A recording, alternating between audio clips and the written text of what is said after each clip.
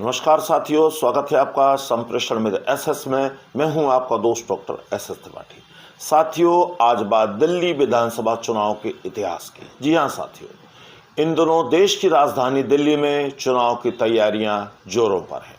तमाम राजनीतिक दल, न्यूज़ चैनल, चुनाव विश्लेषक, राजनीति के बड़े बड़े धुरंधर, बड़े बड़े खिलाड़ी अपने अपने दावे और कयास लगा रहे हैं।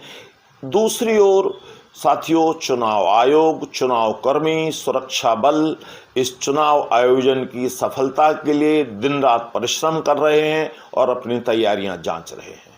इनके साथ साथ साथियों, दिल्ली के मतदाता भी उत्सुकता से चुनाव की हवा का रुख देख रहे हैं और अपने विचार बना रहे हैं।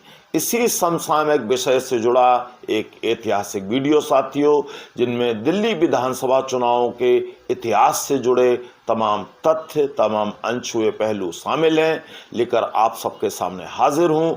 आप सब स्नेह दीजिएगा। तो आइए साथियों, बात करते हैं कि आज़ादी के बाद दिल्ली के पहले विधानसभा चुनाव कब हुए।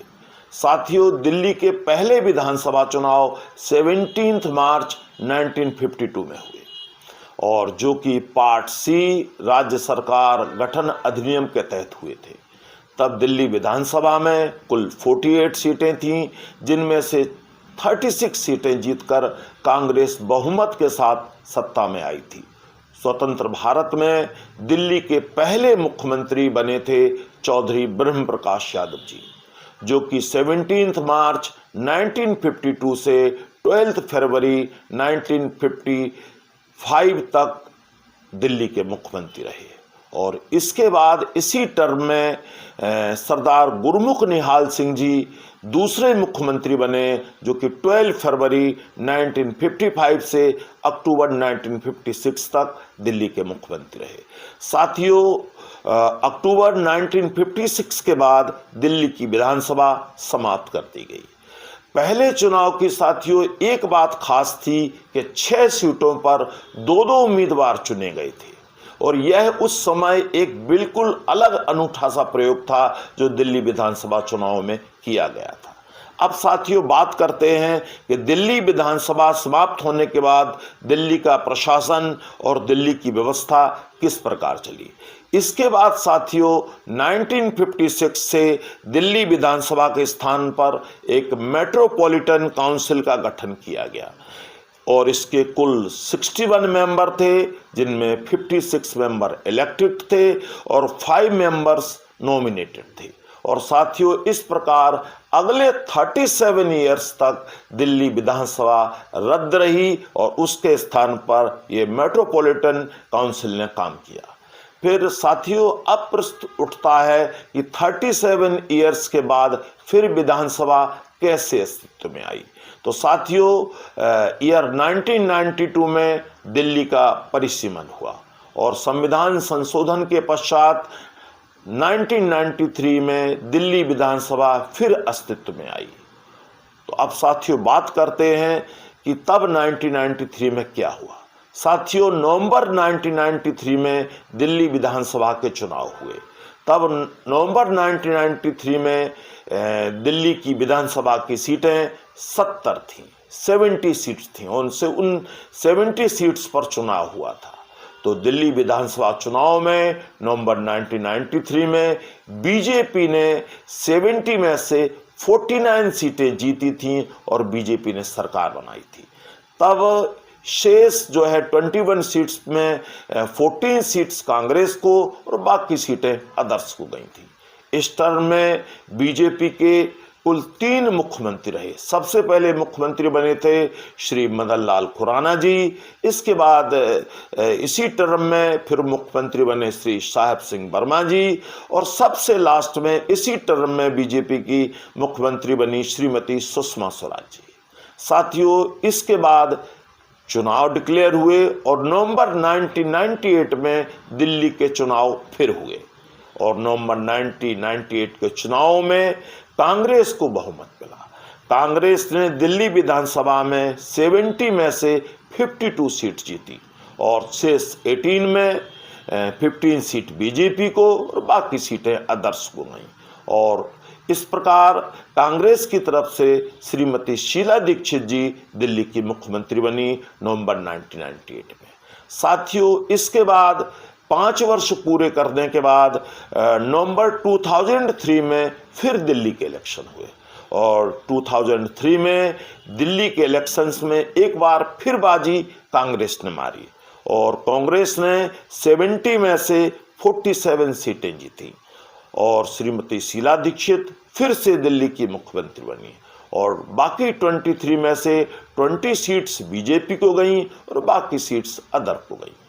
अब बात करते हैं साथियों, 5 वर्ष पूरे होने के बाद नवंबर 2008 में दिल्ली में फिर विधानसभा चुनाव हुए और नवंबर 2008 के चुनाव में कांग्रेस ने एक बार फिर से बाजी मारी और कांग्रेस ने 70 में से 43 सीटें जीती और सत्ता में आई। श्रीमती शीला दीक्षित जी तीसरी बार दिल्ली की मुख्यमंत्री बनी और बाकी सीटों में 23 सीटें बीजेपी के हिस्से में आई। अब साथियों, फिर 5 वर्ष बाद चुनाव हुए और नवंबर 2013 में जब चुनाव हुए तो इस बार परिणाम कुछ चौंकाने वाले थे। नवंबर 2013 के विधानसभा चुनाव में किसी भी पार्टी को स्पष्ट बहुमत नहीं मिला।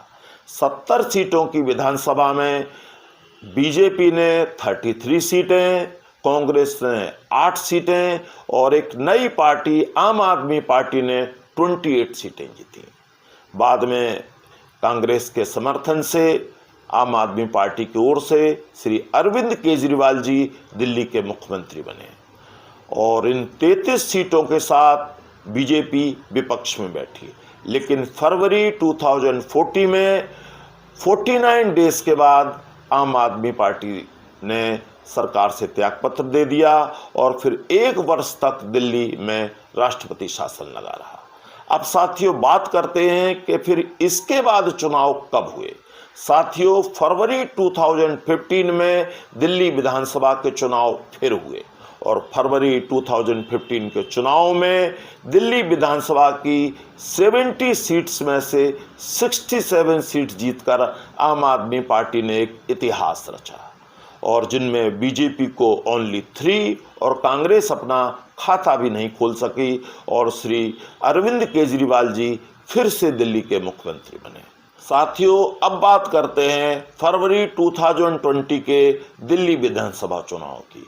फरवरी 2020 में दिल्ली में जब विधानसभा चुनाव हुए तो आम आदमी पार्टी एक बार फिर से भारी बहुमत में आई।